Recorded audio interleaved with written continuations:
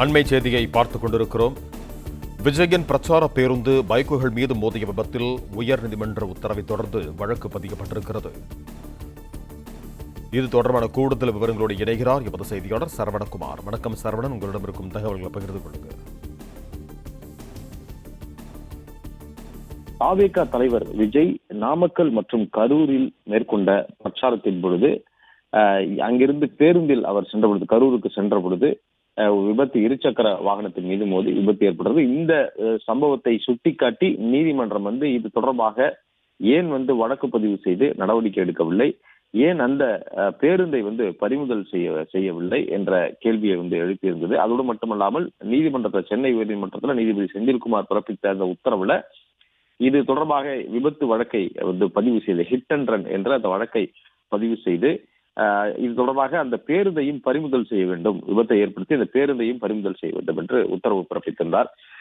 இந்த நிலையில்தான் காவல்துறையினர் தொடர்ந்து எந்த இடத்துல அந்த விபத்து நடந்தது, ஏனென்றால் இணையதளங்கள்ல இந்த வீடியோ காட்சிகள் வெளியாக இருக்கிறது. ஆனால் இது எந்த இடத்தில் பதிவு செய்யப்பட்டது, சம்பந்தப்பட்டவர்கள் புகார் அளிக்கவில்லை. எனவே இது எந்த இடத்தில் நடந்தது என்பது தொடர்பாக விசாரணை மேற்கொண்டு வந்தார்கள். விசாரணையில இது கரூர் மாவட்டத்துல தவிட்டுப்பாளையம் சோதனை சாவடி அருகே இந்த சம்பவம் நடந்திருக்கிறது என்பதை கண்டுபிடித்திருக்கிறார்கள். இது தொடர்பாக சம்பந்தப்பட்டவர், அதாவது இருசக்கர வாகன ஓட்டி புகார் அளிக்கவில்லை என்ற பொழுதும் இது தொடர்பாக தலைமை காவலர் ஒருவர், வேலாயுதம்பாளையம் காவல் நிலையத்தினுடைய தலைமை காவலர் அவரே அவரிடம் புகார் பெறப்பட்டு இந்த வழக்கு பதிவு செய்யப்பட்டிருக்கிறது.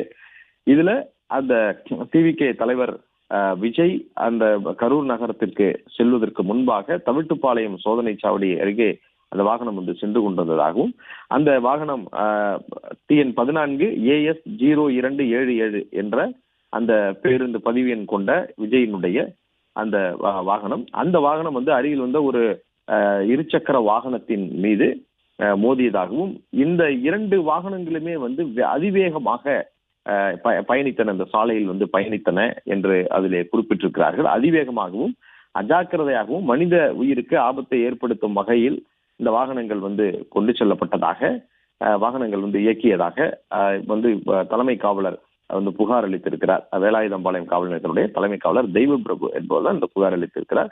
அந்த புகாரின் அடிப்படையில வழக்கு பதிவு செய்யப்பட்டிருக்கிறது.